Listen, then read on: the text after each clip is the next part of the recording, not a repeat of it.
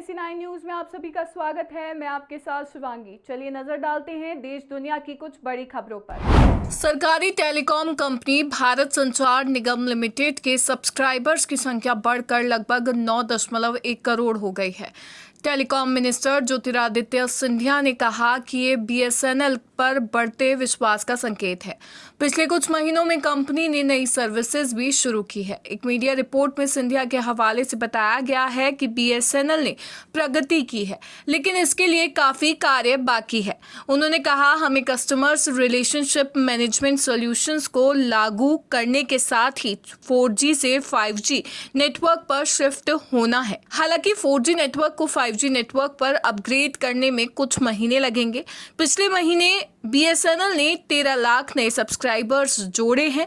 Company जल्द ही 5G service launch करेगी। BSNL ने 5G नेटवर्क के लिए ट्रायल को पूरा कर लिया। दुनिया का पहला प्राइवेट स्पेस स्टेशन जल्द ही हकीकत बनने वाला है। वास्ट स्पेस की ओर से ये स्पेस स्टेशन तैयार किया जा रहा है, जो दुनिया का पहला निजी अंतरिक्ष स्टेशन होगा। स्पेस स्टेशन का नाम हेवन 1 है और ये 2026 में दुनिया के लिए खोल दिया जाएगा। ये एक सिंगल मॉड्यूल आवास होगा जिसे स्पेस एक्स फैल्कॉन 9 के माध्यम से लॉन्च किया जाएगा। स्पेस स्टेशन 10 दिन के छोटे क्रू मिशनों के लिए तैयार किया गया है।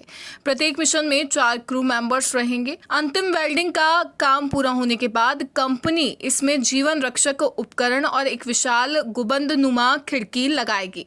स्पेस स्टेशन को अंतरिक्ष एजेंसी नासा सपोर्ट कर रही है। नासा की देखरेख में हेवन 1 के परीक्षण किए जा रहे हैं, जो इसे सुरक्षित बनाएंगे। नए कॉमर्शियल स्पेस फ्लाइट की दिशा में ये बहुत अहम कदम बनने वाला है। वीवो ने अपने ऑर्गिन OS 6 सॉफ्टवेयर अपडेट को चीन में 10 अक्टूबर को लॉन्च किया था। कंपनी ने हाल ही में नए Vivo X300 Pro और Vivo X300 स्मार्टफोन पेश किए हैं, जिनमें Vivo का नया ऑर्गिन OS 6 दिया गया है। ऑर्गिन OS 6 सॉफ्टवेयर Android 16 आधारित है।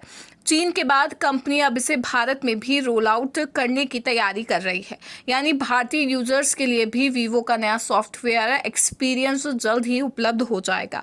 Vivo का ऑर्गिन OS 6 सॉफ्टवेयर अब जल्द ही भारत में भी रोल आउट होने वाला है। Vivo X200 पहला स्मार्टफोन लाइनअप होगा जिसमें भारत में ये नया सॉफ्टवेयर अपडेट सबसे पहले रिसीव होगा। नए ऑर्गिन OS 6 का रोल आउट कंपनी अगले महीने यानी नवंबर से शुरू कर देगी। कंपनी इसे चरणबद्ध तरीके से रोल आउट करेगी। ये रोल आउट साल 2026 की पहली तिमाही तक चलेगा।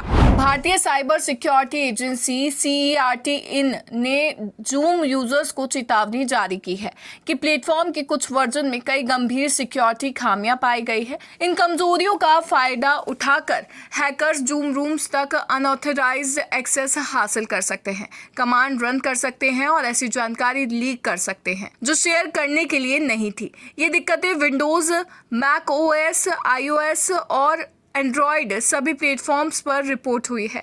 हालांकि कंपनी ने हाल ही में एक अपडेट जारी कर इन्हें फिक्स कर दिया है और यूजर्स को तुरंत अपने ऐप को अपडेट करने की सलाह दी गई है। दिवाली, भाई दूज और छठ का त्यौहार आ रहा है, तो ऐसे में रेलवे की यात्रा सबसे ज्यादा बढ़ गई है।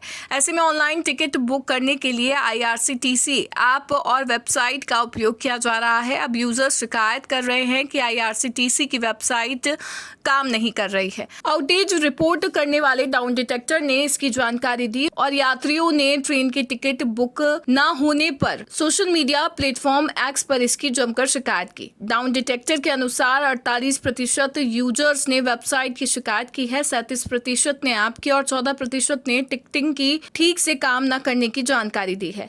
IRCTC की वेबसाइट पर सर्विस उपलब्ध न होने के चलते स्टेटमेंट में कहा गया है कि ये सर्वर अस्थायी तौर पर रिक्वेस्ट को पूरा करने में असमर्थ है। NSE9 न्यूज में फिलहाल इतना ही। आगे की खबरों से अपडेट रहने के लिए बने रहिए NSE9 न्यूज के साथ। नमस्कार।